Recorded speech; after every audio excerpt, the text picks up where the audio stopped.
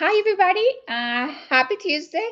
I'm Juliet, and I'm so happy to have all of you here today again for another week. We have so much stuff going on this week. I'm super pumped.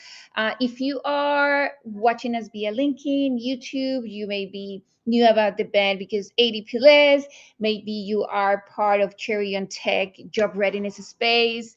We are so excited to have you here. As all the previous event, make sure that every time that you have a question, you put it in the comments. We will see them, but you need to put them on. Okay, so make sure that you write down the questions on the comments. We will see them. Today, as you know, we've been working 6 weeks. We've been having every single guest speaker that I can bring and I love. And this week is putting all those skills that we have been learning during 5, 6 weeks into the interview process. And today I'm super excited because I'm bringing Esther. Esther is going to take us through whole process for developers, and it's going to be really amazing. So Esther, let's have you here. Hello, hello, welcome. Hi, excited to be here. Yes, thank you so much for coming here. I have the pleasure to work around you. And as I mentioned when I invited you for this, I really appreciate the energy and how you appreciate the people who work around you. And it's like, I think you will be a great addition for this topic. So thank you so much for being here. Yeah, well, I'm excited and here to answer any questions, and hopefully, some of what I share today is helpful. Definitely. I think so. So yes, I'm going to put your presentation here and the floor is yours. And again, everybody, make sure that you're tapping the questions because Esther is going to have a lot of interaction going on and we need the questions to make it happen. So type the questions in the comments. The floor is yours. Sweet. Okay, let's just jump right in.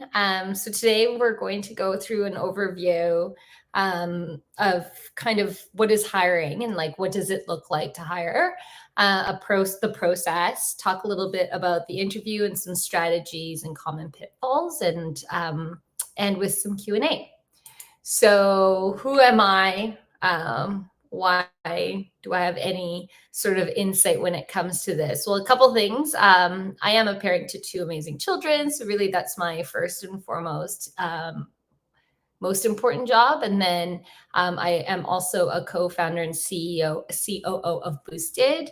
I started my career in the not-for-profit space, moved from not-for-profit into a marketing role, more consumer packaged goods, built out popcorn. So built out the popcorn brand, did a lot of stuff in that space. And then I moved into a startup. It's a tech startup called Drop, helped to scale it. So when I joined, there was about 8 people, brought it to about 100. And then I moved over to another company called Ledin, which is a crypto company, did similar. So I joined at 12 and I left at about 100. And one of the things that I realized is I love that 0 to 1. And so met with Tom, who's in this picture here. And together we started Boosted. Interesting facts about myself. Tom didn't think he could run a marathon. So I said, if you do, I will get a tattoo. And he ran the marathon. So I recently got a tattoo of the company logo. So we will Oh, that's never so rebrand cute. I Boosted love it. Such a forevermore. great story. Um, forevermore, Boosted will be a big part of who I am. And yes, one of the things that we got very interested in, me and my husband, early days, was to get into crypto. It was more interesting because of the democratization of financial services. So we did a lot of work in Latin America, and it kind of tied into my first and foremost job, which is in international development. So really interesting background from that sense, and my exposure to different industries. I did have multiple roles. So I did people ops and hiring. So did a lot of work hiring and scaling out companies. Also really interested in business operations. So I did start my career in marketing, but a lot of the things that I loved was like the P&L and understanding the levers. Then I got into product. And so worked a lot in terms of understanding problem statements and making calls on how to solve for those various problem statements. So those are some of the things that I've done in within the different industries that I've worked in. And then I have a personal philosophy that I share very much on Boosted is I do think that it's about a Moneyball team. You've got your superstars, but it is really about the collection of many great people who are good at various things coming together as a collective and delivering. And so that's a philosophy that I've been working to hire and build for. But this touches on understanding the philosophy of the company that you're hiring for. It's like, or you're trying to apply for, just really understanding what is it that they really think about when they are building out their team. Sweet. Okay. So moving forward, wanted to kind of start, make sure that we hit on people's goals. So if you had something, a question that you had, or really a personal goal here, it could just be like, hey, I want you to know who I am. So the next time I apply for a job at Boosted, I want you to know that. That could be a goal for today's session, but just like an honest kind of like, if there's any goals that you have, if you can share it in the chat, I'd love to make sure that we address those.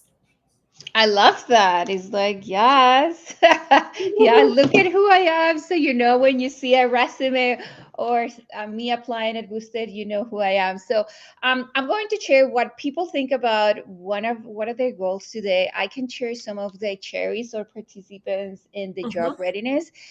A lot of the developers definitely is landing their first role, Mm-hmm. and in that place is how do I translate all my skills and my experience for my previous life, whatever I did before development. I feel like that's a really powerful, as like I will say maybe 90% of the participants on Cherry and Tech, they're switching careers. Maybe another question and maybe some of the goals that they have is, um, how do I show that I have worked with people? Yes, is like what does that mean, and how I can tell in a interview or on my resume. Mm, confidence is this confidence can be in these goals. I feel like a lot of them, uh they feel really confident like when we are in a small group, but it's so different when they go and speak with companies or with HR or like, yeah, interviewing in general. How that bring the confidence, and how do I know that I got what I is needed for this role? I Mm-hmm. don't see anything yet, but we can maybe work for those. And for me, I just want Mm-hmm. to learn so much, because, again, in Cherry and Tech, we have so many different roles. I know that I will be an expert after this, but I feel like I can send them to different spaces to learn more. But I feel like for me to just share a little more with the developers of how this process could be at the end of the day. All right. We will talk a little bit about landing that first role. I have some tips and thoughts around that for sure, and translating your previous experiences. I did a lot of that in my own career. So I went from not for profit into going into marketing and brand. And many doors kind of slam in my face because it's like, oh, you're not for profit. What are you and who are you to want to get into this? And so I did had a lot of informational interviews, talked to a lot of people, so I can share a little bit about that and some of the slides that we have. All right, so let's jump into like what is the process, and then we can talk to some of the transitions into landing that interview and also landing the job. Ooh, Great, I have like, one. I have one. Okay, hold on. Oh, Laura. Okay, here you go. Okay. I would like your insights about the job market for junior and mid-level developers. I'm finding the market to be really tight and open. And the open roles I do see are for seniors developers. Thank you, Laura. mhm. Yes. Yeah, so let's touch on that as well. Just like what does that market look like, and then how do you prepare yourself well for any level?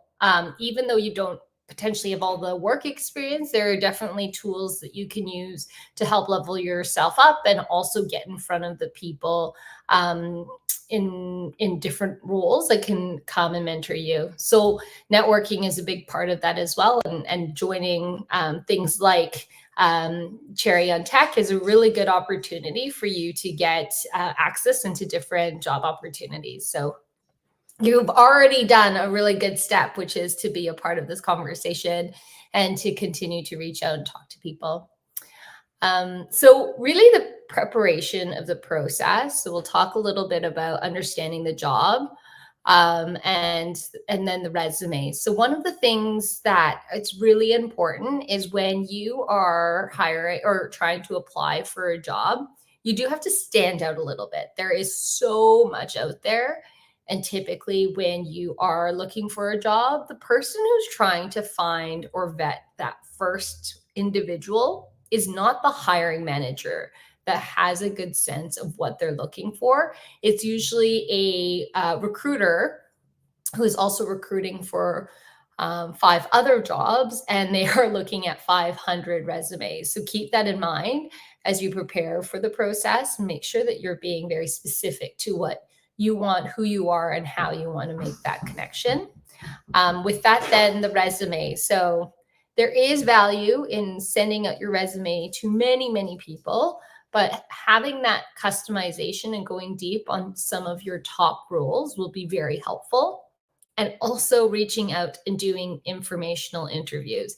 You're going to get the door kind of closed in your face a few times, but reaching out. So one of my opportunities is really just reaching out and talking to my old friend who worked in the crypto space because I was interested, and he was a co-founder, and so I was just more curious, asked him questions. He taught me how to build a mine, so I had a Litecoin mine in my basement, and then it just led to an opportunity where I would go in and run their product org at Ledin. So it wasn't something that was like, oh, like, can you give me a job? But it was more a conversation, a lot of questions, this like intrinsic curiosity to passion to what he was doing that led to a job. And so spending time doing coffees, meeting up with networks is really important. But then that resume goes and clinches it and gets that conversation moving from a network to a interview. Talk a little bit more about the technical interview and the behavioral interview. And then some of that post-interview process is always say thank you and try to be specific. So it's not just like, thank you for your time. It was great. And we'll talk a little bit about the different pitfalls of more generic commentary versus kind of very specific commentary. People in general love to be right and love to talk about themselves. So think about this as like, if I said something, even today, I'm doing this presentation, and if someone said, oh, that was a great presentation, I really liked how you walked through the process. I'm like, oh, that's nice.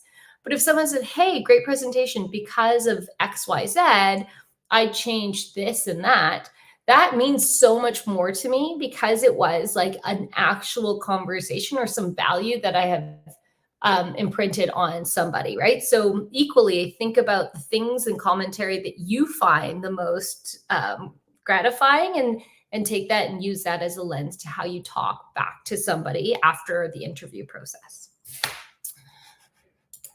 So the resume, everyone knows the STAR method.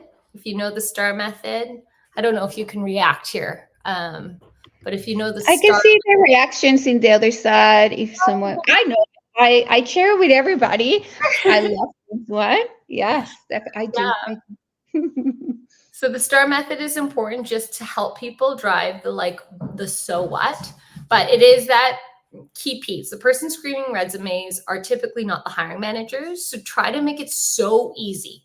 So if they say, I want someone with JavaScript experience, then just write JavaScript experience on your resume and put it at the very top, right? And it doesn't mean that you have to be the best or an expert, but as long as you have some understanding of it, make sure that you almost read the qualifications, use it as a checklist, and just copy and paste those qualifications under what you're qualified for, as long as there's some accuracy to it, right? So what you want to do is get in front of them and impress them from like the resume perspective. But this is literally, there's a checklist, and it's like trying to find the match. And they're not reading through that much more. So it's very important for you to make sure that you are checking the boxes that are on your checklist. Um, if there is specific things on their values, like we value ownership, using words like that, owned a project from end to end in school to help develop XYZ. These are words that will then resonate, because typically there's two things that we look for when we're doing hiring or resume screening. We look for the qualifications, and then we have our values, and we look for the words on the resume that align with those values. And so trying to be able to use that as a matching, that's very important. Technical challenges. We typically have the hiring manager go through the actual, not hiring manager, the recruiter go through the resumes and pick out the ones that are interesting for us, and then have that first screening call, making sure that they are a culture fit. Then the next step is a coding challenge. And we actually do the coding challenge before they even talk to any of the developers or the hiring manager on the team. It is because people are extremely busy, and hiring and scaling a company is really, really time consuming. But technically, a lot of them have their full-time jobs. So how do you do that? Well, a screening will help us get to where we need to go, from somebody who's a good culture fit from that first interview to a technical. This technical challenge for, intermediate to junior to senior engineers, it is something that you can practice. So you could go to LeetCode, CoderByte. There are opportunities for you to go in there and increase your skill sets in some of the multiple choice questions and some of the things in terms of coder challenges. Spend some time. It's kind of fun. Treat it like a game and go through and do a few of these challenges yourself, really just like honing in on some of those skills, and also just a way for you to keep up to date with some of the information that's out there. I am doing the caveat of don't cheat. They have this little cheating. This is on my side. So this is what you might see. You go through a challenge, you finish multiple choice questions. On my side, they'll give you a score of how you've performed, and then they'll tell you your cheating possibilities. So how likely were you to cheat? Usually if they said, oh, they pasted or they left the tab one or two times, we're cool with it. But if they are like going and you could see the AI usage, it'll call it out. So if you are doing these challenges, this is a sneak peek of my admin version of what I see. So don't go cheat, but spend some time practicing some of these technical challenges. Have people on the call actually tried any of these technical challenges in the past? For these like code platforms? I love this. I think, Lara, are you still there? Have you done any of this? And I feel like this is, again, I feel like this is the issue. I'm not a developer. So when I'm talking to a lot of people on Cherry on Tech, I usually move them. It's like, go and ask the mentors, don't ask me. But I feel like now I need to write down all these goodies to be shared, make sure that I'm sharing and talking with the participants on Cherry about this. And what happened too is that I think with the live session, we are a little bit ahead of time. So maybe when we are asking these questions, we are already moving to something else. But oh, Ah, maybe. there we Okay, let's go. see. We Oh, have I something see. here. Yes, Bonnie. Bonnie Mm, said that they have done it. So mm. nice. Yeah. So this is something we used to do, full like actual challenges where we would say like write front end code that does XYZ.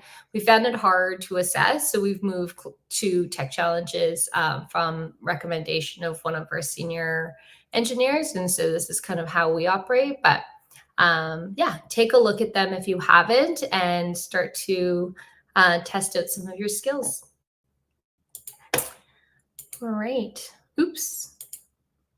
Oop, I think I'm going ahead too much.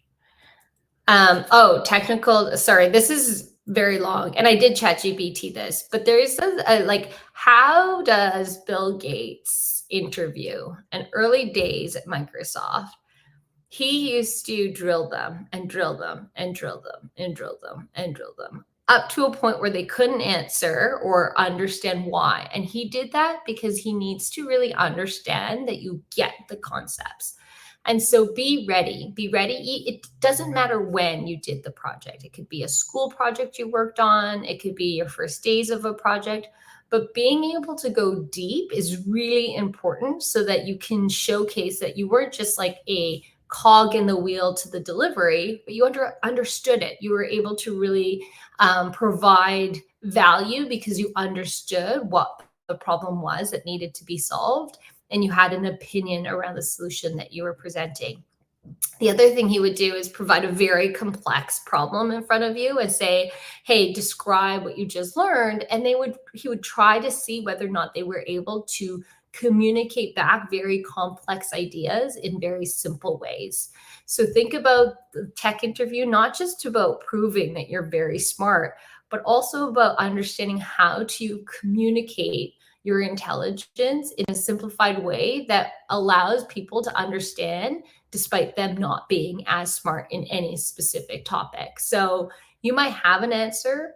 Um, Someone once told me relationship is greater than knowledge or being a know-it-all. There's also like, so I remember my kid, she was growing up and watching Sophia the First, and there was this one song about being a know-it-all and how nobody really loves the know-it-all. And there is truth to that. And I have a tendency, because I like to share knowledge, that I go really strong. But I find when I'm most effective is when I ask questions, when I engage with somebody, when I'm able to talk in language that isn't like, here, I'm going to tell you everything because I'm so smart, which many of the times I'm not. It's really about trying to present the information in a simplified way and drawing people in and bringing people into the conversation. So the best interviews that I've ever had in terms of giving and also myself interviewing has always been those that become dialogues, right? It just becomes a question. So like, I would have done it this way. So you can always like frame that, like, this is what I did and this is how I did. I had a couple of choices here and I went down this route. It was really interesting and I learned a lot. Have you ever done this yourself? What have you experienced when it comes to this topic? Would you have done anything differently? There are moments where you can actually make it a dialogue versus it's one-sided. I'm going to ask you a question, you're going to answer, and I'm going to ask you more questions, just really pushing back and being able to be like, hey, have you ever experienced this before? Or how would you have approached it differently? Or I'm curious to know, right? Like those things are very helpful. Curiosity is always something that's super important for any developer in the interview process. Honestly, I love this because I feel like, uh, I mean, it sounds so simple.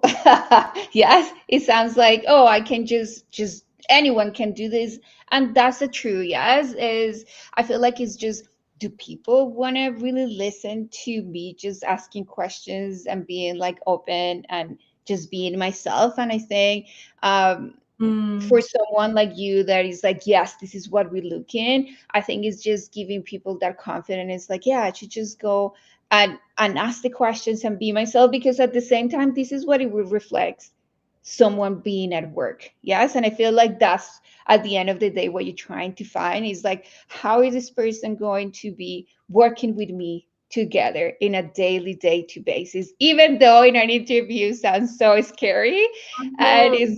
I should be more like perfect and plan my answers. But at the end of the day, that's, you just want to see people as they are. Mhm. Yeah, 100%. Think about doing 5 hours of interviews of the same, like, oh, I did this and I did this and look at this. And it's kind of like you kind of want this to be a conversation. You don't want this to be like another um, drone on like the things. You really want them to be able to converse and like get to know them and be personable and relatable. So these things are very important in conversations. Behavioral interview kind of leads into that. So using the STAR methods to talk about it from like, what was the situation that you were in front of? What was the task, action, result? Prep examples to show your competencies and line answers. So this is some of our values, and literally this came out of an interview where they actually star you based on your alignment to the values. So keep that in mind. Just go and Google what are their values, what matters to them. So for us, we do have our values, and literally as we're interviewing, we will be like, yep, deliver well through client experience. Yes, you get this 5. And so then based on this, we will decide whether or not you move forward. So values are really, really important in what we hire on. And I think that that's very common across companies, is that they're looking for people who demonstrate their values. And I feel like, again, because I have had the chance, amazing chance, I will say, and lucky chance to work with so many of the developers from the Booster team. And then you show me the values. It's like, oh, so many of them. It's like, oh, yes, yes, yes. Like 5 stars, 10 stars to all of them. And again, I feel like this is like another way of things that you want them to show, like their values themselves. And I think for this is important, if you shouldn't, or someone shouldn't try to fit into a value that is not the number one in their value list just to make be part of a space, because then you won't fit, and then at one point that will show up. But I feel like this is a great way, again, if my values match with yours, and the company is like, I'm going to feel value, I'm going to feel love, seen, because we match in a lot of different levels. Yeah. And investments happen. So when we say be experts at our craft, we don't expect them to be experts at everything, right? We talked about the Moneyball team, but we have an open education budget that it's just essentially a Visa card that you can go and use anytime you want to learn anything. And we kind of like leave it open. So we invest in making these things true and reinforce these things when it matters. And so just know that it's not only who you are walking in, but what the company will continue to invest in order for you to move forward. And so you do, again, to your point, want to align yourselves. Because if it's not something that's aligned, and if it's something that feels very like, oh my goodness, this culture feels more aggressive, right? Like if it's like winning at all costs, some cultures are winning at all costs, and that's great because it works for them. But if it doesn't work for you, what you will do is you'll come in and you'll feel the like nature of that competitiveness be toxic in your own life, and that's something you want to avoid. So find those companies that really align with your own values, and then be able to demonstrate that you do align with them in the conversation. And so this is, and I'm not sure if this will work, but let's try it. So common pitfalls. So this is a question, and you can put the answer in the chat here. But when asked, tell me about yourself, how do you answer? Is it 1, 2, or 3? You could just put the number. If you think it's So 1, yeah. it's So tell mine them will be, tell them a list of your experience and education. So that's number one. that's number 1. Two is briefly highlight experience that pertain to the opportunity. And option three will be outline all of the various strengths, weaknesses, and personal experience that you have ever had. Is this one of the ones that you trick me and then I don't know what to choose? Okay, let's see. Okay, I'm trying to see where we are in the live compared to where we are here. No, I'm laughing. I'm laughing there. So, for the people who is watching us, when asked, tell me about yourself, how do you answer? So, number one, number two, and number three. We have people online. I see them. Oh, we have one coming in. So, Bunny is saying number three. Well, any other answers? Laura is saying number 2. Mm-hmm. Mm-hmm. So this is a bit of a trick question, but Laura, you are right in that it is number 2. And I have a funny story to share with you on this. I was practicing with my husband once, and he said, or at the time, we were just he was a partner, and he was like, let's prep for interview. Tell me about yourself. So then I started to share, right? Like I did this, and then I did this, and then I looked over at him, and he fell asleep. He was sleeping after he asked me that question. And I was like, hey, dude, come on, we were practicing. You're like, I like you lost me and I got exhausted. And so you have to remember when you're interviewing here, the individual who's asking these questions have already sat in many other interviews. And so you want to be concise, you want to be punchy, and you want to be relevant. And so when you think about tell me about yourself, try to keep it to 60 to 90 seconds. In my opinion, this is the most important question. It's the first question. And if you're able to nail it, it moves that interview. You already kind of start on a high bar.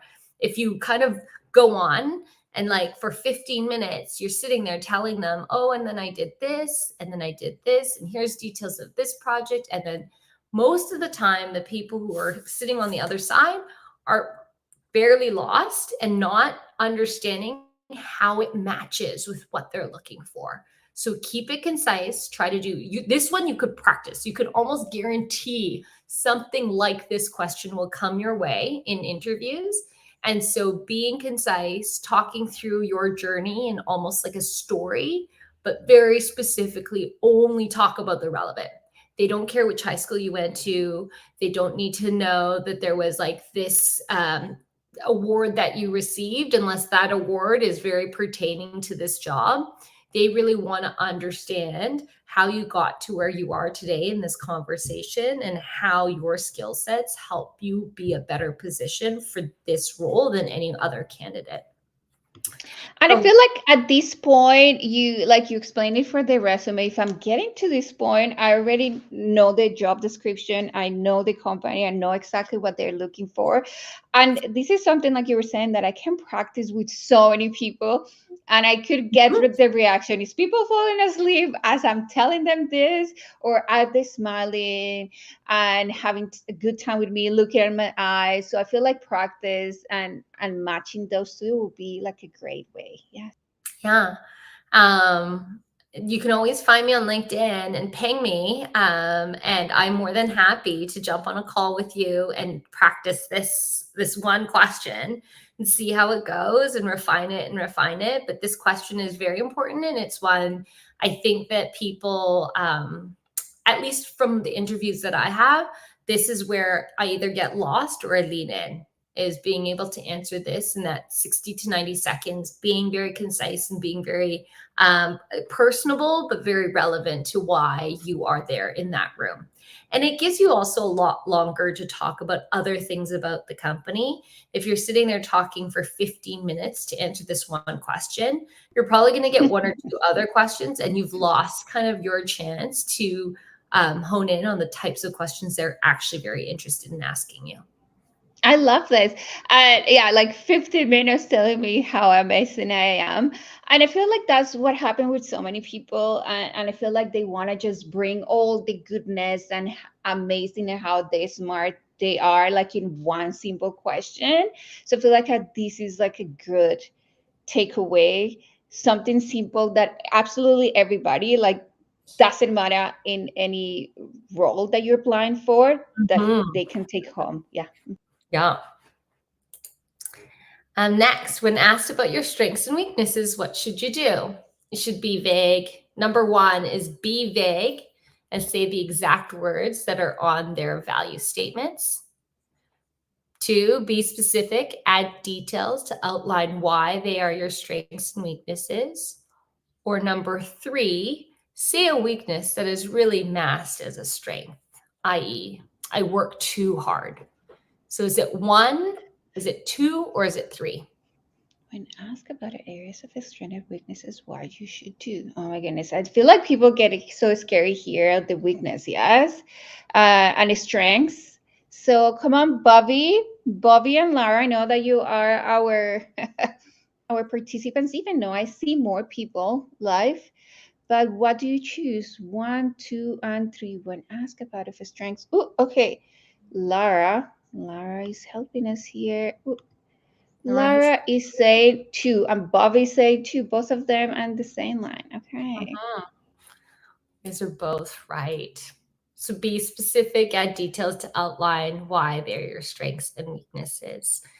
Many times I've seen the third one and we can see right through it. So you're not trying to trick us to be like, oh my goodness, I am too persistent in people. You want to make sure that as you frame that weakness, it is done with humility and authenticate, like be your authentic self, but show what you're doing about it. Right. So the example here is I've had challenges of overcooking solutions. I think this is because my current level of experience has me second guessing my approach, right? I'm still junior and I still have that second guessing. I understand this and I spend time trying to distill the solution and really try to push myself to think like, is it really necessary? And I always do a double check with my manager right now so I can hone in on what is and isn't important. That is more valuable than I work too hard. I'm so like aggressive and making sure that I'm working and I want to address everything that I'm just like such like I'm just overwhelmed and I find myself working too hard. I'm like, oh, okay. It helps you by answering this in an authentic way to prove that you have self-awareness, that you have a forward thinking and growth mindset to build on, and allowing yourself to recognize this and then showing that you're demonstrating what you're doing about it is so helpful. It proves so many good traits that you would want in somebody, so use that to your advantage. The other one is like, what are some of the strengths that you have? I've heard so much that I'm like, I'm really good at driving ownership. Like I love owning things end to end. And you're like, go on, please share. It's like, oh, but like people always come to me for owning things. And I'm like, okay, give me an example. So use your examples. Talk about what this means, right? So I'm extremely detail oriented. And one time I found XYZ. As a result, I find myself reviewing all the PRs. I'm not sure if it's a good thing or bad thing. Haha, right? Like add a little bit of joke, make it more relatable, connect with people. But this is an opportunity for you to highlight a strength and then be able to demonstrate the impact that that strength had. So it's not just that I'm like really good at X, it's saying I'm really good at X. People have I seen me be so good at X that they've done this. And then if you can add a joke here and there, it's always valuable. Well, you are really good at jokes. I feel like that's what you keep adding this here. But I want like some insights. I mean, because I feel like you have heard so many people. What is something that you have heard as like a weakness that is like many times have people say this, or maybe even like, oh my goodness, do never say this in an interview? If it is something like if their key skill set, so I have heard this at times, which is interesting. But people who are developers, like I'm really bad at coding. And I'm like, oh, okay. At that point, like you have to be table stakes. So don't make your weakness the thing that you're being hired for. And don't make your weakness the thing that there is like an important elevation. Like, I'm not a very good communicator, right? So, those things are hard. They might be a weakness. I would shield away from doing things that will make you not effective at your job, but try to go deeper. Why aren't you a good communicator? Ask yourself the question why to get to really the weakness that you have, the deeper rooted weakness. And that's valuable, right? So maybe it's like I lack confidence at times. And I find when, I try to present myself, I typically get overridden in my ideas because I'm quieter in how I approach this. I've been working through this by being able to engage more, asking more questions versus saying a statement. And then at the end of it, I find myself being a better written communicator. So I will send summary notes and then add to the notes my own thoughts and opinions, right? So you can use this as a means to just like go deeper on like, you're not a bad communicator. Why do you think that is? Why do you think that? And to get to the root of it and use that as the area of opportunity. And then this is good for yourself too. Like, what are ways that you can strengthen some of those in your own life? I love this because again, we are not at the communication style. We are not need to be all the same, and I think that's okay. And for you to be aware and you communicating this with people and say, hey, maybe I'm not the best at presenting, but you will get these instead. So I love that again, we are all valiant, we have all our strengths, but sometimes because society shows that some things are like a star, 5 stars, and some are one, doesn't mean that that's true. I feel like Mhm. coming to true to yourself is really, really powerful. Yeah. Yeah, and being authentic to yourself has been something that I've like learned over years because so many times I remember like going for a promotion and getting rejected. And someone said to me, it was like when I was younger, and she's like, you have so many years. Don't worry about it. What can you do now? What is it that you're going to be doing differently as a result of what you learned? You're still so young. You've got 30 years, at the time, it was like 60 years of your career left to go. Like, why stop yourself here? And it was a good reminder of like, you just have to be yourself, continue to drive forward, think through like, how can you take this as a means of self improvement versus take this as a means of like the end of the world kind of situation. Okay, who's ready? This is the last one. When asked, do you have any questions for me? Which of the following questions do you like the most? I went through this with my husband and he didn't know how to answer this question. He said all three. So it's not as clear cut, but this is very much my own opinion. So first question is, what are your values? Second question is, what do you like about your job? Third question, as an agency model, there are likely a different types of personality traits that thrive. Can you describe someone who's really good and what makes them stand out? Feel like yes. Do you want to just trick us all here? Yes. I feel like maybe while people are giving us their answer, like one, two, or three. Oh, maybe if I ask you this question, you will answer it. We will answer this because I was going to ask you, what is the worst question that someone have asked you? But let's see the answers. So one, two, or three for when I ask, do you have any questions for me? Which question do you like the most? One, two, or three? Let's see. Oh, I see Lara coming. Is this? I'm now confused with my other side. I feel like Two or three? Lara. Oh, ooh, okay. Lara say two. Bonnie say three. Yeah, and this was a tough one. My personal, but this is a very Esther opinion, so please take this with a grain of salt. I do like the third one. And the reason is that there is a genuine understanding of my business. When I said like people like hearing about themselves or people like the fact that you care about them, it's the same with the questions that you're asking. And so, you know, both the second and the third are good answers.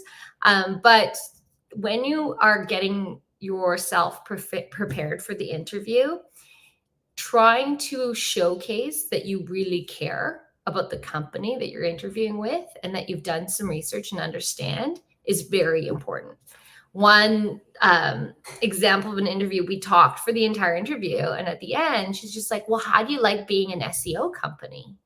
And I just sat there and I was like, what are you? We're not an SEO company. But it was obvious that they were like really, they probably didn't find our right company. And so then I started saying, like, oh, we're actually a product.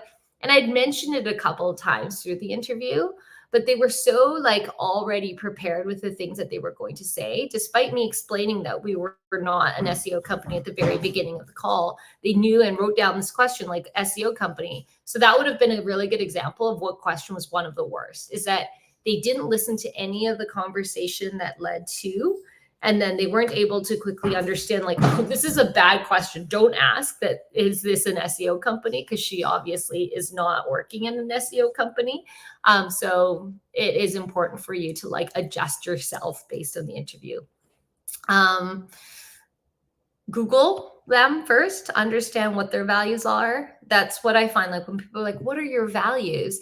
And if it is like one of the things that are written on your website and you're asking that, it's a very clear sign that they're just trying to ask a question to ask a question.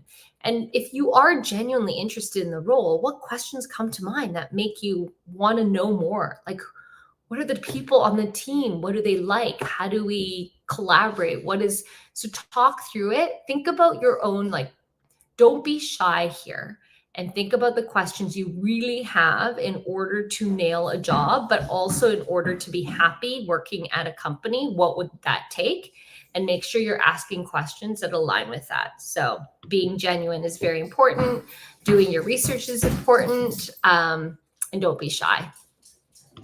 I feel like here, and when I talk to a lot of people, and I understand we are again in a market that is really tough, and everybody's looking for a job, and when people apply for a job, there is 9,000 people for applying for a job, so everybody want to sound perfect in the whole process. And in these questions, is like I want to make sure that I'm asking the perfect questions so they know that I'm the perfect candidate for this, and they keep forgetting that I'm interviewing you to see if you deserve me to be part of your team at the end of the day. Yes, it's like I want to be appreciated for who I am, for the values that I'm bringing to the table, for everything that I have done for my whole self, and we keep pushing those questions that are really important for me, because again, I'm trying to fit into what it is. And again, is really scary, and this comes with a lot of practice too. Yes, this is not something that just comes out of the blue. I'm like, wow, what is, look at the questions that I'm asking, and it comes with practice, so I feel like that will always help. um, and yes, the research is like they are giving you pretty much the answers. You just need to be a little bit curious to make sure that we are aligned, and that you like what I'm saying and I'm asking you, and Mhm. that, yeah. Mhm. Yeah, and like take a minute to like, who are the people you like? Who are the people you want to spend the most time with? And then be like, I like the people who are relatable. I like the people who are like genuinely interested in me. I like people who are positive. So that's the type of person you want to be in an interview. You don't want to be the perfectionist who tells you all the right answers and knows everything.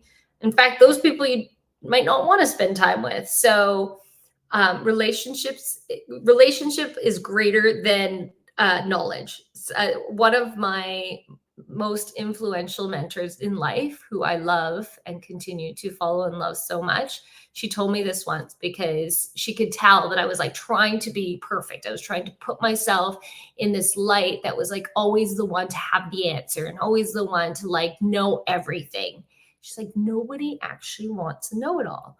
Relationships are greater than knowledge. Ask the questions. Let other people speak and answer, even though you know the answer.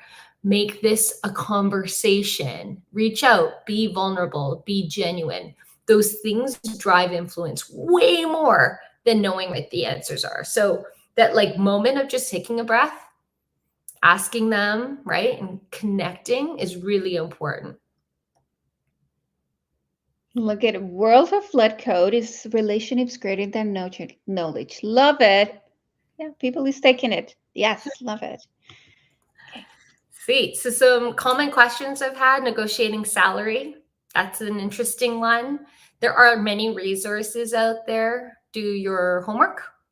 I always, at the beginning of every interview, most recruiters do this, is what salary are you expecting?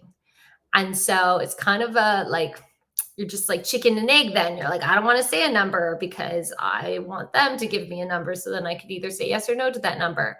The reason I ask that question at the beginning of any interview is if your range is way higher than I can afford, it just gives me that love the conversation. Obviously, you cannot work here because we can't afford you, but keep in touch. If it is lower than I was expecting, not to say that we would want to take advantage of that, but then I would be like sitting there thinking, okay, where's the skill sets, and making sure that I align myself. This is probably the only chance that you're really going to get to go in with the salary that you want. So do your research. Don't go above ask that you think you deserve from an expectation level, and find that range that fits with you, that would make you happy, that you believe you deserve, that the market is saying would be available to you, and stand there. That becomes the anchor though. So we talk about negotiating the salary. Like, think about this. It's like, okay, if I am a front end or a full stack developer, I know the mid range is 102 to 136. I'm going to, in my last job, I was making this. I'm going to want, 5 to 10K more. So let's sit there at the 110 or 120 and see what happens. And usually they'll be within the range, right? They'll be able to go a little bit higher or a little bit lower from that range, but at least you are there in that range that you want. But do your homework. And then at the end of the interview, I will typically hold them to that number. And sometimes we'll go a little bit higher, but I will hold them to that number. So that number that I get in that first interview, and a lot of people are taking off, like they're not expecting to share it, but go and be prepared for it. If they don't ask, then it's fine. But if they do ask, be prepared to say this number so that that anchors you in the negotiation at the end. How do you transition? What are the most transferable skills, and why does that make? What are the most transferable skills, and why does that make you better? So this is when I was in non-for-profit. I was like, how do I get into CPG? I wanted to be a brand marketer. How do you get in? And somebody came to me and said, well, what did you do non-for-profit? I was like, well, influence people to give money. And you're like, whoa, you're the best marketer in the world. You don't even give them a product, you give them a feeling, and yet you're able to persuade them to give you funds and money as a fundraiser. Like, that is an incredible skill. Take what you know, take your experiences and flip it to be like, you are better because you did this. So let's say you were in a career that wasn't necessarily in tech. Find the things that you can switch this around to be like, hey, I've been doing marketing for decades, despite the fact that I don't have potentially that marketing, because I was driving fundraising, right? And ultimately convincing people on an emotional level and being able to have brand affinity based on that was really important in that. So take whatever skill sets that you have, right? Like, if it is problem solving, right? It might not be that you were coding, but you were one of the best problem solvers in your past life that you were able to turn around and be like, as a result, when you think about development, it's really about being able to find the problem. Most people get the problem wrong. I'm able to find exactly what the problem was. Or if you were an artist beforehand and you're moving into development, it's just like creative problem solving or thinking outside of the box, right? And we find within that this is where your strengths are, because you do have a skill set that not everyone has. And so find those moments of being able to transfer your existing skill sets and highlighting that in a way that makes you stand out. And these are just like inspiring stories. Like, there are so many people out there in the world that have changed their careers again and again. I think there was like a thing that said it was like Oprah, there was like a list of like Oprah and like a whole bunch of people. They first started their careers when they were 40. So when they turned 40 is when they started their careers and they started to thrive and become successful. And so keep that in mind. It's like, this is a journey. Life is a journey. You're going to get different components of like rejections and also these really great, exciting wins in your career. But it is a journey, and most people don't figure out what they want until they retire, and then they realize that it is not retirement that they wanted, but they wanted to work more. I don't know. I mean, I feel like it happened with a lot of people, but I love that again.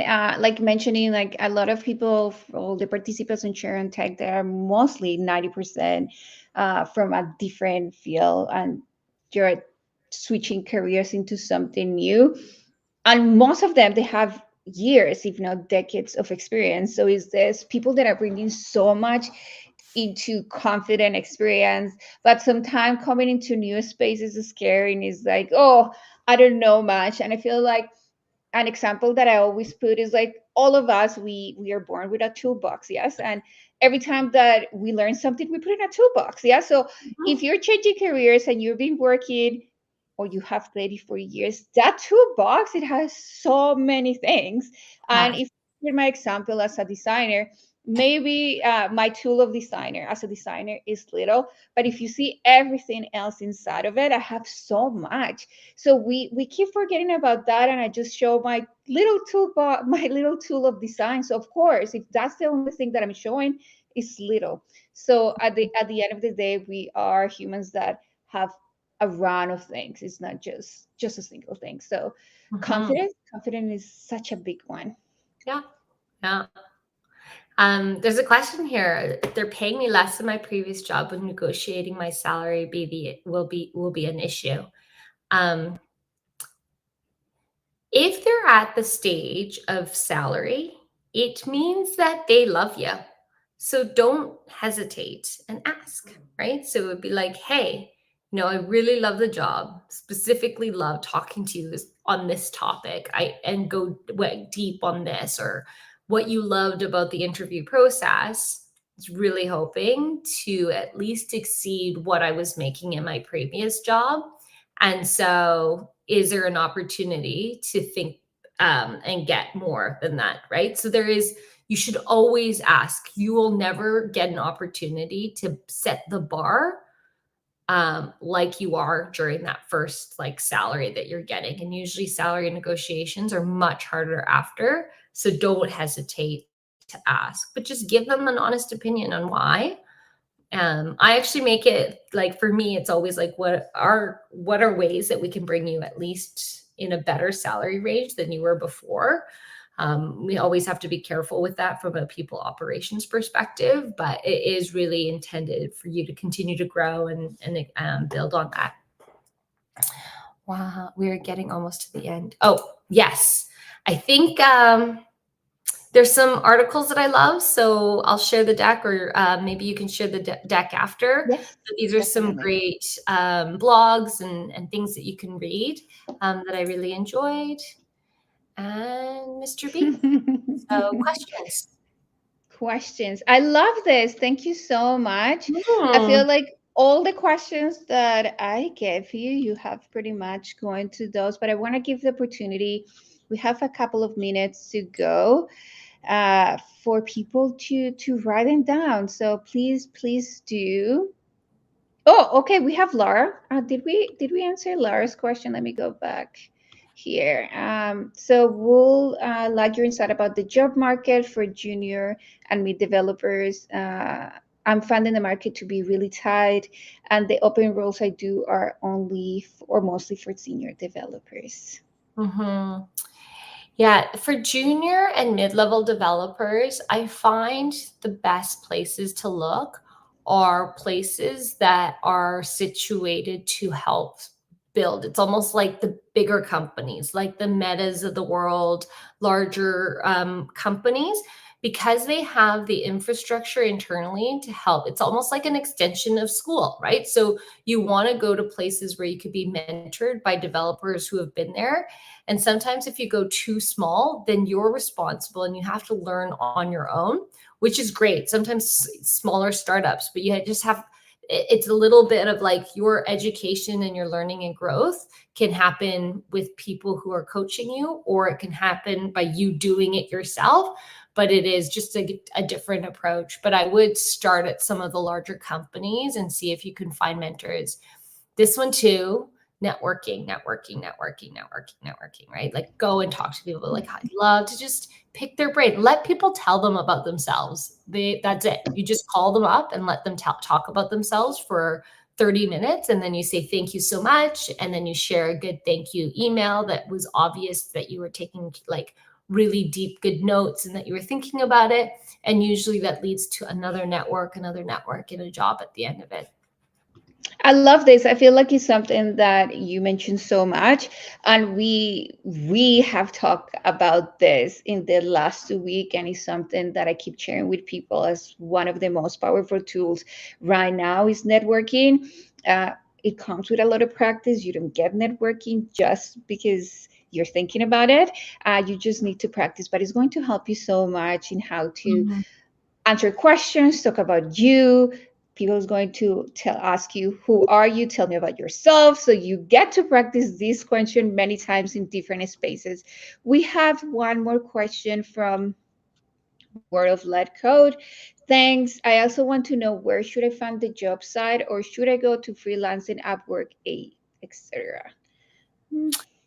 Yeah, that's a good question. We do on our end hire both contractors and we hire people usually through LinkedIn is where we get a lot of our applications, but every company is somewhat different. So sorry, a terrible answer. I don't really have a very good answer for you here.